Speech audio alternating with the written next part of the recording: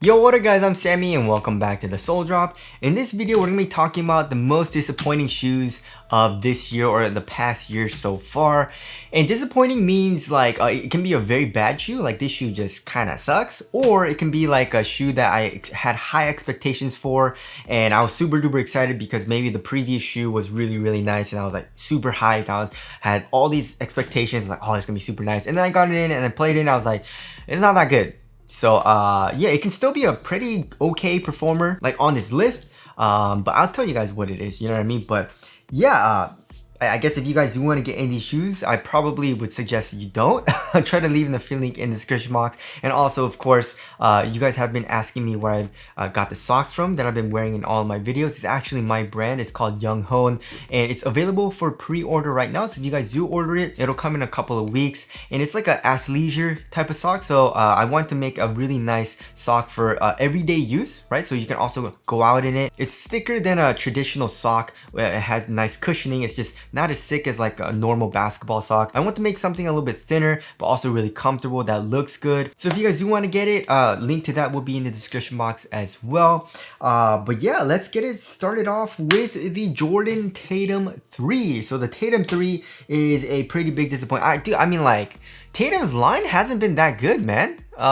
It's been okay. I mean, the Tatum 1 was okay. The Tatum 2 was okay. It's just like, the traction was just so bad on dust for both of those shoes. The Tatum 1 was a little bit better than Tatum 2 from my personal experience. I actually like the Tatum 2. You know what I mean? It was pretty nice. You know what I mean? I like the cushioning setup. The traction on the clean court was really solid. It just picked up so much dust. You know what I mean? But the 3, I got a lot of things to say about the 3. Like, so first of all, the traction on dust is terrible. It picks up so much dust. Even on like a moderately dusty court, it was pretty dang bad, right? So literally, after every single play, I would have to wipe. You know what I mean? So that sucks, right? Picks up dust extremely quickly and it's affected by dust a lot.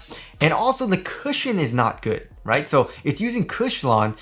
And the forefoot zoom in is pretty nice. You know, there's a little bit of bounce, a little bit of compression in the forefoot, but the heel, it's like you have better court feel, I would say, than the Tatum 2. However, in the heel, you have that Cushlon and it is lower to the ground.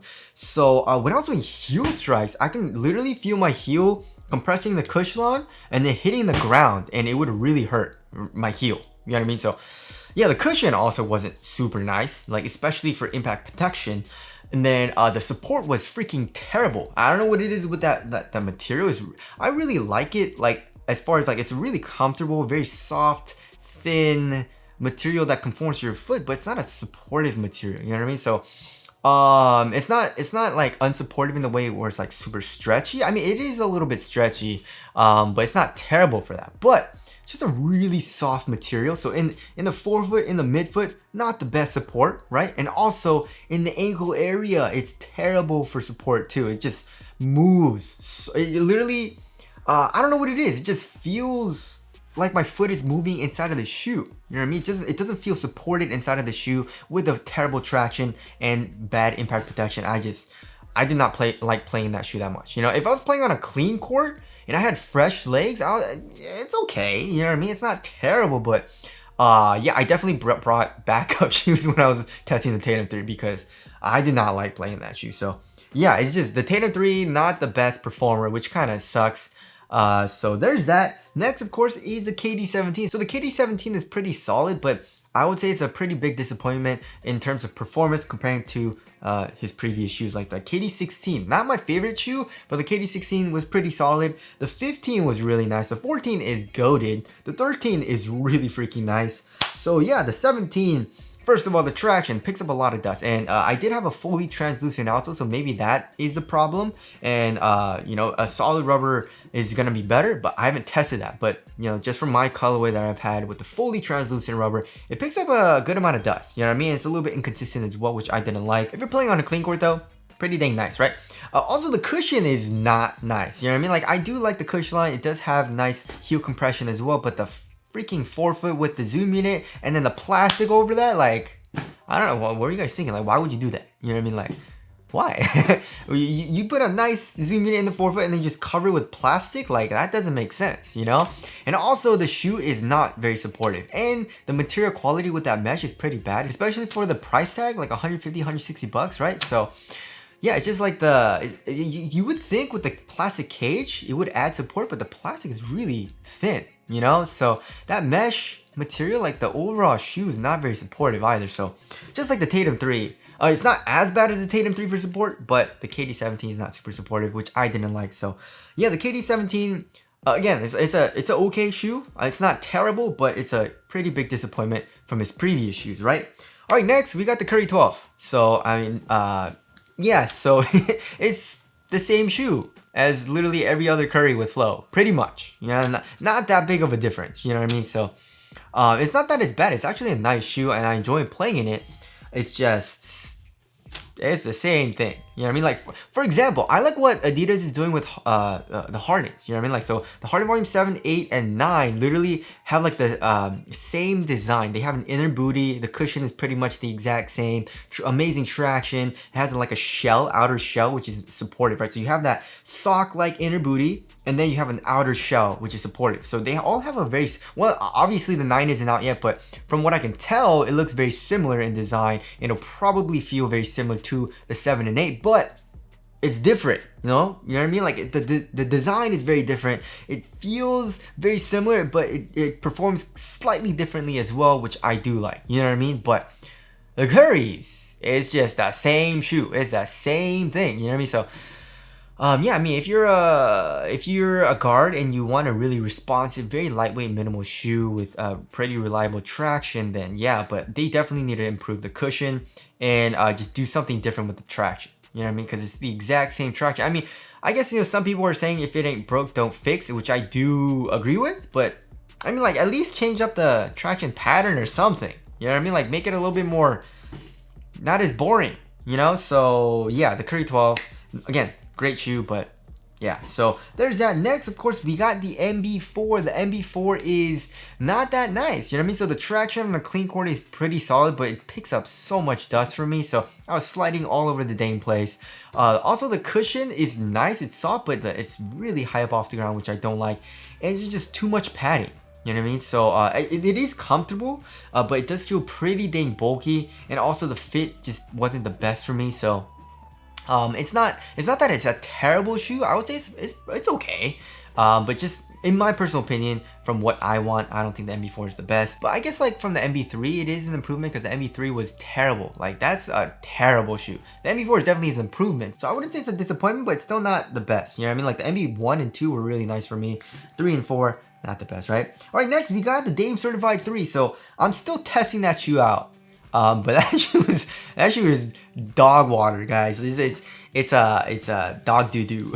You know, so yeah, it's freaking heavy, it's freaking bulky, the traction's not good, you're high up off the ground. I do like the balance cushioning setup, I'll give it that, you know, but it's high up off the ground, which I don't like. The upper is really thick and also very stiff, and the heel lockdown is terrible. So I'm like, my heel is slipping out of the shoe. You know what I mean? So yeah, I'm really not liking it, and it's a huge disappointment from the Dame Certified 1. The Dame Certified 1 was really, really nice, but the 3, huge disappointment, and I'm not a fan. Next, we got the Shockwave 6 Pro. So I've been playing in that shoe for quite a while, and I've been trying to break that shoe in, but it's not breaking in very nicely, right? So the traction is the thing that sucks. I tried to stop doing like a pullback, and I literally just slid out and did the splits a little, almost. So that did not feel good, you know, especially for the first couple days that I was playing. It was terrible traction. I really didn't want to play in it, but it's just not getting good, you know what I mean? And then the cushion also, I mean, it's okay, you know, definitely like comparing to the Shockwave 6, it's a little bit better, but it's a pretty big disappointment from the Shockwave 5 Pro, because from the Shockwave 5 to the Shockwave 5 Pro, it was a pretty big improvement in my personal opinion, but from the Shockwave 6 to the 6 Pro, it's a pretty big disappointment for the cushion. So I don't like that. And that's pretty much it. You know what I mean? Like the traction sucks and the cushion is a little bit of a disappointment. So yeah, definitely not a huge fan of the 6 Pro. I like the regular Shockwave 6 a lot better because the traction is just so much better. So there's that. Of course, we got the GT Hustle Academy, which I had pretty high expectations for that shoe because, you know, the GT Cut Academy was really, really nice. But the Hustle Academy was terrible. The traction, subpar. The cushion, terrible, especially for impact protection. Feet are gonna hurt. The upper quality, it's okay, but the overall shoe is also really not the best for support. So yeah, that shoe kind of was not great, right? And next, of course, we got the Puma Stewie 3. I was pretty dang excited about that shoe because the design is great. It's a great looking shoe. Also, the cushioning setup with the drop-in is pretty dang nice, and I do like drop-ins, and I was very excited about the drop-in midsole, but it's a really bottom-heavy shoe. The traction is not the best, and also super duper clunky in the heel. So because of all those reasons, I didn't really like playing that shoe, you know what I mean? And I had pretty high expectations. I thought it was gonna be pretty dang nice, and when I first got it, I was like, oh, these feel pretty nice, but it just wasn't the best, right? And of course, next we got the Zion 3 SE. So the Zion 3 isn't the best shoe, but actually I didn't mind it. I actually kind of enjoyed playing that shoe, especially when I was playing on the clean court. However, the SE, I was super duper excited because of the leaked images of the full length zoom unit underneath the drop-in midsole, which is super duper nice. That's a plus about that shoe. But the traction, very not good. If you're playing on a dusty court, it picks up so much dust. Also, that shoe is super freaking clunky in the heel, which I don't like.